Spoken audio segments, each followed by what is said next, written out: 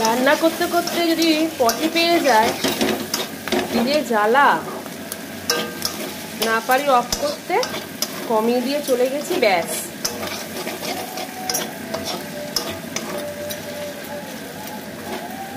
একদম জল দিয়ে চলে গেছে, সিদ্ধ হয়ে গেছে। সিদ্ধ হয়ে আবার তলা লেগেও গেছে। খুব জ্বালা রান্নার সময় যদি হাগা পায়। একটা জিনিস দেখো, মাসি কেমন বক বক করবে, তারাও দেখাচ্ছি। তুমি দেখোনি আমি কড়াইতে বসিয়ে গেছিলাম তরকারিটা? দেখোনি কেন? লেগে গেল তরকারিটা।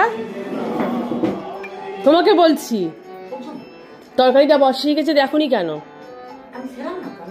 ছিলে না কেন?